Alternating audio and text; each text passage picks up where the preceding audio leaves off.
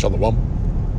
Before I begin this video, I want to give all praise, honor, and glory to Yahweh, Bahashem Yahweh Shai, Bahashem Rakakwadash, and also as well double honors to the apostles and the elders of Great Millstone that continually roll very well to this very day, that is continually feeding the flock through the spirit and power of Yahweh Bahashem Yahweh Shai, and also as well Shalom to the hopefully elect that's continually laboring this work and also continuing to spread this gospel to other members of the hopefully elect in faith, in truth and sincerity, and also in all charity. Now, topic of this video is going to be entitled, He That Toucheth Pitch. Okay, which is pursuing unto, scripture in the book of Sirach, concerning the touching pitch, in which we know that scripture, when it speaks about, him that toucheth pitch, it says that he shall be defiled therewith. And there's a reason why, the scriptures say that, say that he that toucheth pitch shall be defiled. Okay, because as you can see on the screen, I did did some research on pitch and what it entails. Basically what you're seeing right now on the screen is pitch. Okay, is this black substance that is mainly used for like putting things together, or like something used as a agent for glue. But not only that, is also typical of what you find in in asphalt, which is also similar to what you see when you see construction workers work on roads like interstates, highways. They use this substance to basically keep it together, and there's only a part of it, but again, going back to the topic at hand, again, there's a reason why the scriptures say that he that toucheth pitch shall be defiled therewith, because when you basically this stuff, when you get in contact with it, it's very hard to get it off. It's hard to wash this off of your skin once you make contact with it, and that's the reason why, that's why when you read the scripture saying that this pitch will make you defiled, is because that pitch represents this current kingdom that we're under today. All right, it represents the filthiness of America, which is known as Babylon the Great in the Bible. All right, and anyone who touches this pitch, or touches upon this place, America, in other words, getting into the ideology, or getting into the ideas of America, or basically selling yourself in a way towards America, or giving yourself wholly over to it, then that's a person being defiled. Okay, because this is an unclean place. Everywhere you go is unclean. Okay, physically and spiritually. All right, the minds of the people are corrupt. Everywhere you go is madness. That's why this place is truly called Babylon the Great, because Babylon, the word Babylon goes back to the Hebrew word Babal, which means confusion. Okay, and that is what you're signing up for when you get into America. That's really what you're signing up for when you get into the ideas in this Western mentality that is presented towards the people. Okay, but I'm gonna go ahead and hop into some information here, and then I'm gonna grab some precepts. Just like it. So this is resin, right? This is a pitch for the resin, or pitch as a resin. It's like it. It says pitch is a viscoelastic polymer, which can be natural or manufactured derived from petroleum, right? Which, like I mentioned earlier, it's substance that's used for roads, basically for asphalt, and they mix in petroleum, which is they use the oil that they gathered, and they put this together and they make this substance, and this is what put the roads together. Okay, and not only the roads, they also using the other things as well, But that's just something to name off the top of my head. But again, it says petroleum, coal tar, right? Or plants. It says various forms of pitch may also be called tar, bitumen, I believe is how you pronounce it, or asphalt.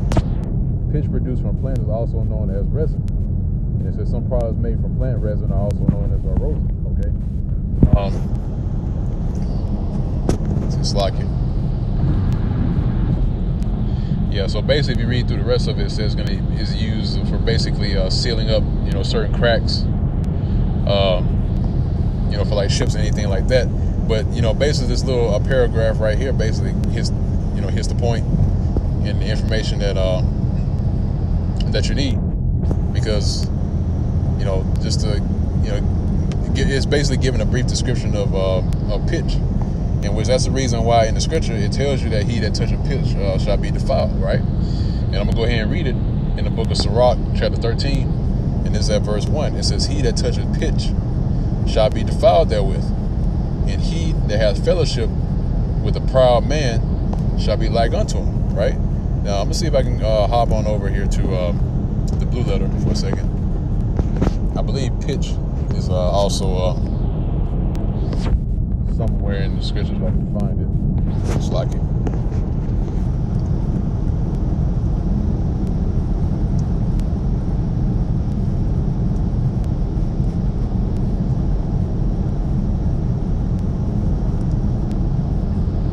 Yeah, another thing that pitch is what you do with pitch is that you also burn it. Okay. And that's why in the book of Isaiah chapter 34, I'm gonna go ahead and read it. This is Isaiah chapter 34 verse 9. It says, "And the streams thereof shall be turned into pitch." All right. Yep. "And the streams thereof shall be turned into pitch, and the dust thereof into brimstone, and the land thereof shall become burning pitch." All right. And it's talking about here in America. All right. America is going to become that burning pitch. All right. Now, if you look up the word pitch, let's go ahead and get it.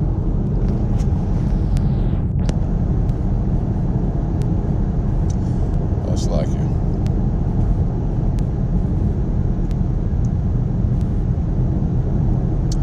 I believe it's see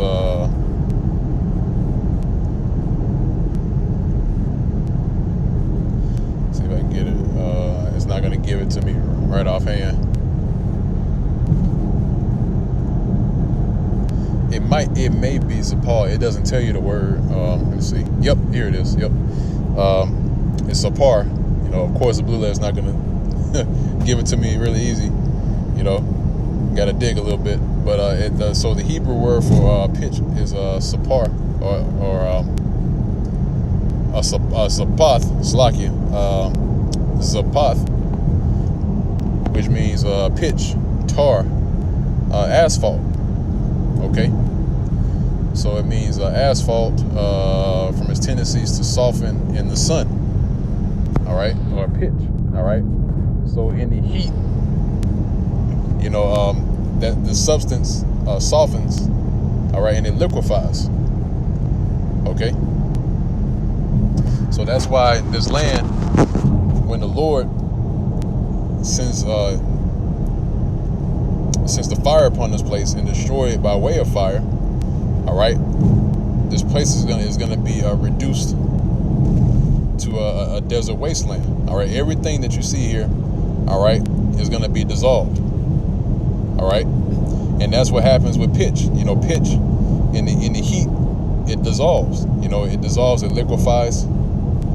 All right, and it softens. So same thing here with America. America is going to be destroyed. Everything you see here is going to be completely destroyed, and you're going to find nothing left here in America at all. All right. Yep. So again, it says, "And the streams thereof shall be turned into pitch, and the dust thereof into brimstone, and the land thereof shall become burning pitch." Right. And and again, going back to the book of Sirach, right? Sirach chapter 13, verse 1, "He that toucheth pitch," right? And that pitch again represents the American way of life, this Western way of living, right?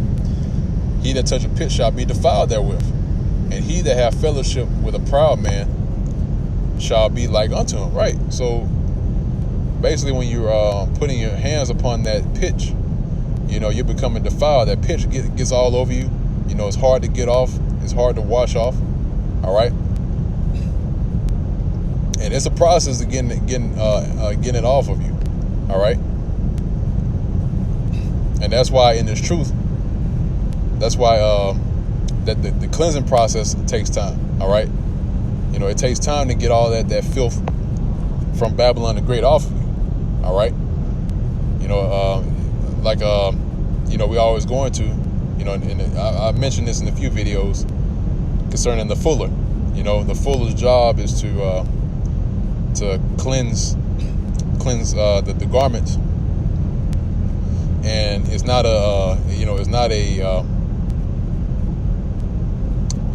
a soft thing, if I can use that phrase. It's basically, it's a rough process when it comes to cleaning garments. The fuller would stamp out the garments, all right, until it's fully clean.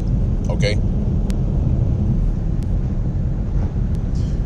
So, like it says here, again, it says, and he that hath fellowship with a proud man shall be like unto him, right? So when you touch that pitch, you get defiled. Same thing with having fellowship with a proud man, in which the man that is speaking about, all right, is talking about Esau or Edom, which is the true biblical nationality of the so-called white man. All right, he is the proud man.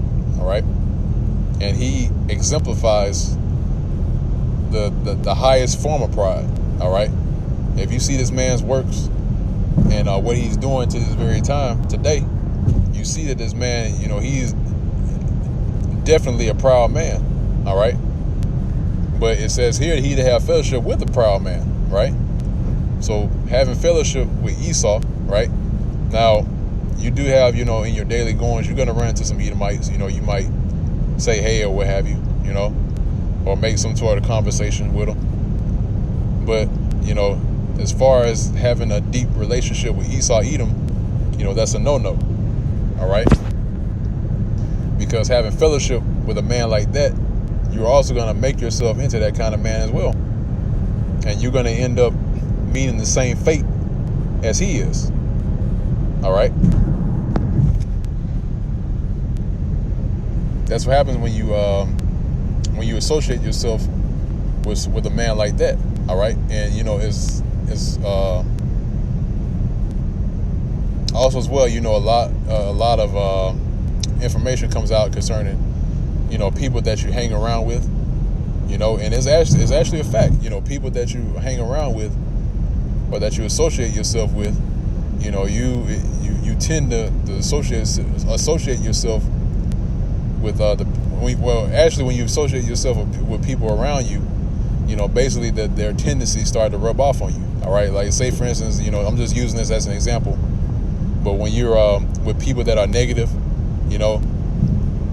most of the times that negativity rubs off on you. All right, and then you start ending up in the same case as they are, or not even worse.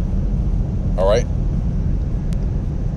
So when you have fellowship with Esau, Edom, guess what? You're basically gonna end up having the same tendencies. You're going to have the same mentality, up to the point to where you're going to receive the same thing he's going to receive. All right. But let's see. I believe that is it on that one and this one as well. But yeah, I believe that's it on this video, on this lesson. That's all I want to touch up on concerning that pitch. It's quick and to the point.